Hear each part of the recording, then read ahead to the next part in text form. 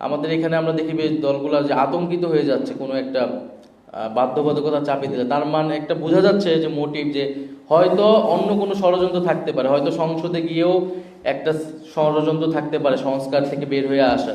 না হলে তো এটা নিয়ে এত আতঙ্কিত হওয়ার কিছু না। সবাই আমরা কমিট করতেছি যে আমরা এই প্রস্তাবগুলো বাস্তবায়ন করব, সেটা গণভোটে যদি পাশ হয়ে আসে তারপরে 270 দিন কেন, আরো কম সময় সেটা বাস্তবায়ন করা সম্ভব। এবং পৃথিবীর অনেক দেশে এই ধরনের বিধান, আমরা যখন লিগাল এক্সপার্টদের কথা বলেছি, লিগাল এক্সপার্টদের সাথে, পৃথিবীর অনেক দেশে এই ধরনের বাধ্যবাধকতা দেওয়া হয়, ইভেন কি সংসদ ভেঙে যাবে এতদিনের মধ্যে যদি বাস্তবায়ন না করা হয়। তো এটা একেবারে নতুন কিছু এরকমও না, ফলে আমরা প্রস্তাব একটাকে পূর্ণ সমর্থন করছি। আর যত নির্বাচন যত ঘনিয়ে আসবে, রাজনৈতিক অনৈক্য তত তৈরি হবে, দ্বন্দ্ব প্রতিযোগিতা তৈরি হবে। তবে আমরা এটা বিশ্বাস করি যে আওয়ামী লীগ প্রশ্নে বাংলাদেশের স্বাধীনতা, সার্বভৌমত্ব এবং ফ্যাসিবাদ বিরোধিতার প্রশ্নে আমাদের সেই ন্যূনতম জাতীয় ঐক্য এখনো আছে। তবে সেই জায়গায় আমরাও সেই জায়গায় সবার অগ্রগামী হিসেবে আছি। আওয়ামী লীগ প্রশ্নে আমাদের ঐক্যবদ্ধ থাকতে হবে, কারণ নির্বাচনকে ভণ্ডুল করার সমস্ত ধরনের ষড়যন্ত্র আওয়ামী লীগের জায়গা থেকে কিন্তু করা হবে। এটা বিভিন্ন জায়গা থেকে আমরা সেই ইঙ্গিত দিচ্ছি। ফলে যে সকল দল আমরা দেখতেছি, বিভিন্ন দল আবার তৃণমূলে আওয়ামী লীগকে স্পেস দিচ্ছে, আওয়ামী লীগের সন্ত্রাসীদেরকে তারা স্পেস করে দিচ্ছে, তাদের সাথে কার্যক্রম করছে।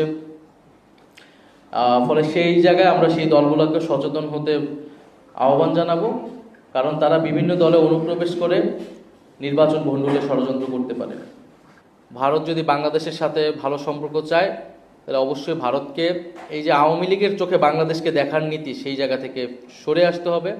বাংলাদেশের জনগণের সাথে সম্পর্ক তৈরি করতে হবে। বাংলাদেশে কে সরকার গঠন করলো কি করলো না, বা বাংলাদেশের রাজনীতিতে হস্তক্ষেপের বা প্রভাব বিস্তারের যে চেষ্টা ভারত সবসময় করে আসে, সেই জায়গা থেকে ভারতকে ফেরত আসতে হবে এবং বাংলাদেশের সাথে একটি সমতা এবং মর্যাদার ভিত্তিতে সম্পর্ক স্থাপন করতে হবে। বাংলাদেশের সাথে যেই সংকটগুলো রয়েছে, নদী এবং সীমান্ত হত্যা সহ আরও কতগুলা বিষয়, সেই সংকটগুলো সুরাহা করতে হবে।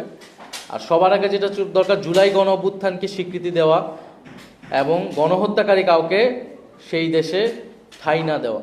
ভারত যখন শেখ হাসিনাকে সেই দেশে আশ্রয় দিয়েছে, এর মধ্য থেকে কিন্তু তারা গণহত্যাকারীদের পক্ষে অবস্থান নিয়েছে। ফলে সেই জায়গা থেকে ভারতের সাথে যতদিন জুলাই গণ অভ্যুত্থান প্রশ্নে ভারত তার অবস্থান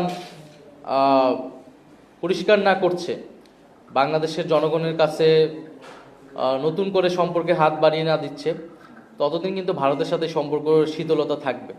এবং জাতীয় নাগরিক পার্টির জায়গা থেকেও যেমন এই বিষয়টা থাকবে, এবং বাংলাদেশের সামগ্রিক জনগণের জায়গা থেকেও ভারতকে তারা প্রতিবেশী রাষ্ট্র হিসেবে বা বন্ধু রাষ্ট্র হিসেবে গ্রহণ করতে পারবে না।